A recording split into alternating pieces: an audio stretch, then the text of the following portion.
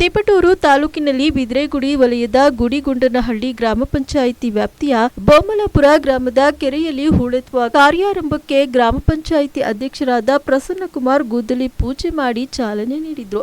ಶ್ರೀ ಕ್ಷೇತ್ರ ಧರ್ಮಸ್ಥಳ ಗ್ರಾಮಾಭಿವೃದ್ಧಿ ಯೋಜನೆ ವತಿಯಿಂದ ಆಯೋಜಿಸಿದ್ದ ಗುದ್ದಲಿ ಪೂಜೆ ಕಾರ್ಯಕ್ರಮವನ್ನು ಉದ್ದೇಶಿಸಿ ಮಾತನಾಡಿದ ಧರ್ಮಸ್ಥಳ ಗ್ರಾಮಾಭಿವೃದ್ಧಿ ಯೋಜನೆಯ ತುಮಕೂರು A1 ಜಿಲ್ಲಾ ನಿರ್ದೇಶಕರಾದ ಸತೀಶ್ ಸುವರ್ಣ ಅವರು, ವೀರೇಂದ್ರ ಹೆಗಡೆ ಅವರು ರಾಜ್ಯದ ಜನತೆಯ ಹಿತಕ್ಕಾಗಿ ಗ್ರಾಮಾಭಿವೃದ್ಧಿ ಯೋಜನೆಯ ಮೂಲಕ ಅವಿರತವಾಗಿ ಶ್ರಮಿಸುತ್ತಿದ್ದಾರೆ. ರಾಜ್ಯದಾದ್ಯಂತ ಇದುವರೆಗೂ 910ಕ್ಕೂ ಹೆಚ್ಚು ಕೆರೆಗಳ ಪುನಶ್ಚೇತನಗೊಳಿಸಿದ್ದು, ತುಮಕೂರು ಜಿಲ್ಲೆಯಲ್ಲಿ ಇದುವರೆಗೂ 78 ಕೆರೆಗಳ ಪುನಶ್ಚೇತನಗೊಳಿಸಿದ್ದಾರೆ. ಜಿಲ್ಲೆಯಲ್ಲಿಯೇ ಅತ್ಯಧಿಕ ತಿಪಟೂರು ತಾಲೂಕಿನಲ್ಲಿ ಇದುವರೆಗೂ 12 ಕೆರೆಗಳ ಪುನಶ್ಚೇತನಗೊಳಿಸಿದ್ದು, ಪ್ರಸ್ತುತ ತಾಲೂಕಿನಲ್ಲಿ 13ನೇ ಕೆರೆ ಪುನಶ್ಚೇತನಕ್ಕಾಗಿ ಬೊಮ್ಮಲಾಪುರ ಕೆರೆಯನ್ನ ಆಯ್ಕೆ ಮಾಡಿ 14.73 ಲಕ್ಷ ಮೊತ್ತವನ್ನ ಮಂಜೂರುಗೊಳಿಸಿದ್ದು, ಈ ಒಂದು ಕೆರೆ ಕಾಮಗಾರಿಯ ಪುಣ್ಯ ಕೆಲಸಕ್ಕೆ ಗ್ರಾಮಸ್ಥರೆಲ್ಲ ಒಟ್ಟಾಗಿ ಸಹಕರಿಸಿ ನಿಮೂರ ಕೆರೆಯನ್ನ ಶುಚಿಗೊಳಿಸಿ ಮಾದರಿ ಕೆರೆಯನ್ನಾಗಿ ಮಾರ್ಪಾಡು ಮಾಡಬೇಕಾಗಿ ವಿನಂತಿಸಿಕೊಂಡರು. ಈ ಕಾರ್ಯಕ್ರಮದಲ್ಲಿ ತಾಲೂಕು ಯೋಜನಾಧಿಕಾರಿ ಉದಯ್ ಕೆ,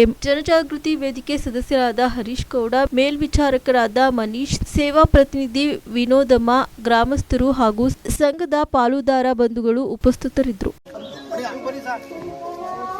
ನೋಡ್ರಿ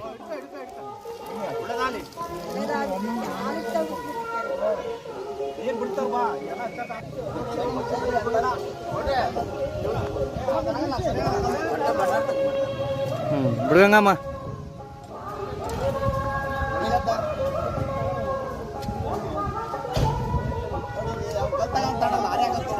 ಬಂತು ಫೋಟೋ ಆಯ್ತು.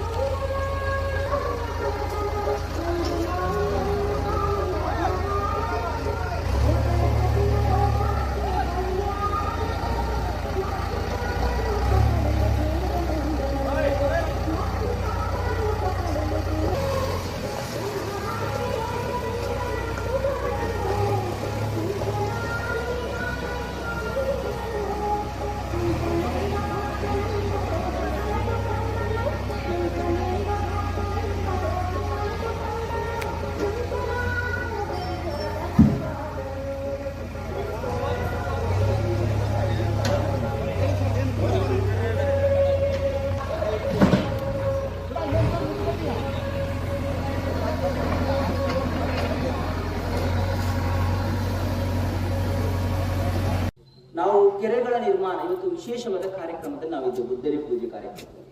ನಾವು ರಾಜ್ಯದಲ್ಲಿ ಸುಮಾರು 910ಕ್ಕೂ ಅಧಿಕ ಕೆರೆಗಳ ನಿರ್ಮಾಣ ಮಾಡಿದ್ದೇವೆ.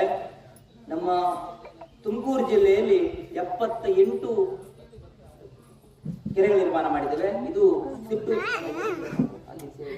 ತಿಪಟೂರು ತಾಲೂಕಿನಲ್ಲಿ ಇದು 13ನೇ ಕೆರೆಯನ್ನು ಮಾಡಿದ್ದೇವೆ. 13ನೇ ಕೆರೆ ಮಾಡಿದ್ದೇವೆ. ನಿಮ್ದು ಆಶ್ಚರ್ಯ ಆಗುತ್ತೆ, 13ನೇ ಕೆರೆ ನಾವು ಇವತ್ತು ಮಾಡ್ತಿರುವಂತೂ.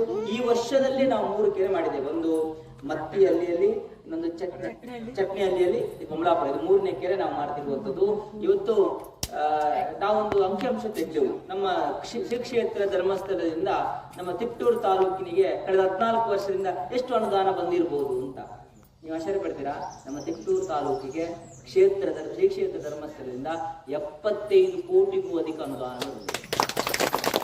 ಅದರಲ್ಲಿ ನೋಡಿ, ಈ ನಮ್ಮ 13 ಕೆರೆಗಳಿಗೆ ಲೆಕ್ಕ ಹಾಕಿದ್ರೆ ಸುಮಾರು 1.5 ಕೋಟಿ ಆಗುತ್ತೆ. ದೇವಸ್ಥಾನಗಳ ಲೆಕ್ಕ ಹಾಕಿದ್ರೆ ಅದಕ್ಕೂ ಜಾಸ್ತಿ ಆಗುತ್ತೆ. ಶಾಲೆಗಳಿಗೆ ಮಕ್ಕಳಿಗೆ ಶಿಕ್ಷಣಕ್ಕೆ ಸಂಬಂಧಪಟ್ಟಂತೆ ಕೊಟ್ಟಿದ್ರೆ ಅದು 15 ಕೋಟಿ ಆಗುತ್ತೆ. ಅವರಿಗೆ ಸಂಘಟನೆ ವ್ಯವಹಾರ ಮಾಡಿದಕ್ಕೆ ಲಾಭಾಂಶಗಳು ಅಂತ ಹೇಳಿದ್ರೆ 20-30 ಕೋಟಿ, ಇದು ಜಾಸ್ತಿ ಆಗುತ್ತೆ. ಒಟ್ಟು 75 ಕೋಟಿಗೂ ಅಧಿಕ ಅನುದಾನಗಳನ್ನು ಶ್ರೀ ಕ್ಷೇತ್ರ ಧರ್ಮಸ್ಥಳದಿಂದ ಈ ಒಂದು ಭಾಗಕ್ಕೆ ಬಂದಿದೆ. ಇವತ್ತು ಇತ್ತೀಚಿನ ದಿನಗಳಲ್ಲಿ ಈ ಕೆರೆಗಳ ನಿರ್ಮಾಣವನ್ನು ನಾವು ಯಾಕೆ ಮಾಡಬೇಕು ಅಂತ ಬಂದಾಗ 2016ರಲ್ಲಿ ನಾವು ತೀರ ಬರಗಾಲವನ್ನು ಎದುರಿಸಿದ್ದೇವೆ, ಗೊತ್ತಿರಬಹುದು. ಆಗ ಉಜ್ಜೂರು ಕ್ಷೇತ್ರದಿಂದ ಕುಡಿಯುವ ನೀರ್ಲಿಕ್ಕೆ ಟ್ಯಾಂಕರ್ ಮೂಲಕ ನೀರು ಕೊಡುವಂತ ವ್ಯವಸ್ಥೆಗಳನ್ನು ಮಾಡಿದ್ರು. ನಮ್ಮ ಗುಲ್ಬರ್ಗದ ಭಾಗದಲ್ಲಿ ಮಾಡಿದ್ರು. ಆ ಭಾಗದಲ್ಲಿ ಆ ಕುಡಿಯುವ ನೀರಿಗೆ ಬೇಕಾಗುವಂತ ಮಾಡಿದಾಗ ಕುಡಿಯುವ ನೀರು ಆ ಕ್ಷಣಿಕ ಮಾತ್ರ. ಆಗೇನ್ ಮಾಡ್ಬೋದು, ಅಂದ್ರೆ ಪರ್ಯಾಯ ವ್ಯವಸ್ಥೆಯಾಗಿ ಪರ್ಮನೆಂಟ್ ಸೊಲ್ಯೂಷನ್ ಏನು ಮಾಡ್ಬೋದು ಅಂತೇಳಿ ಕೆರೆಗಳ ಕಾನ್ಸೆಪ್ಟ್ ಸ್ಟಾರ್ಟ್ ಮಾಡಿದ್ರು. 2016ರಿಂದ ಸ್ಟಾರ್ಟ್ ಮಾಡಿ ಇವತ್ತು 910ಕ್ಕೂ ಅಧಿಕ ಕೆರೆಗಳನ್ನು ರಾಜ್ಯಾದ್ಯಂತ ನಾವು ಮಾಡಿದ್ದೇವೆ. ಇವತ್ತು ಆ ಕೆರೆಗಳ ನಿರ್ಮಾಣ ಹೇಗಿರುತ್ತೆ ಇವತ್ತು ನಾವು ಫಸ್ಟ್ ಬಂದು ನಾವು ನೋಡಿದ್ದೇವೆ, ನಮ್ಮ ಇಂಜಿನಿಯರ್ ಬಂದು ನೋಡಿದ್ದಾರೆ. ಅದಕ್ಕೆ ಸಂಬಂಧಪಟ್ಟಂತೆ ಒಂದು ಪೂರ್ವಭಾವಿ ಸಭೆ ಅಂತ ಮಾಡಿದ್ದೇವೆ.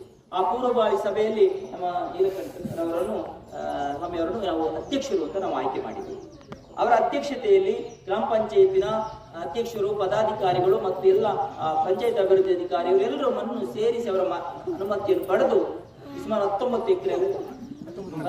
ಎಕರೆಯ ಈ ಕೆರೆಗೆ ನಾವು ಎಷ್ಟು ಇದು ಮಾಡಬಹುದು ಅಂತೇಳಿ ಕ್ಷೇತ್ರಕ್ಕೆ ನಾವು ಕಳಿಸಿಕೊಟ್ಟಾಗ ಸುಮಾರು ಕ್ಷೇತ್ರದಿಂದ 14 ಲಕ್ಷದಷ್ಟು ಮೊತ್ತವನ್ನು ಪೂಜ್ಯರು ಮಂಜೂರಾತಿಯನ್ನು ಮಾಡಿದ್ದಾರೆ.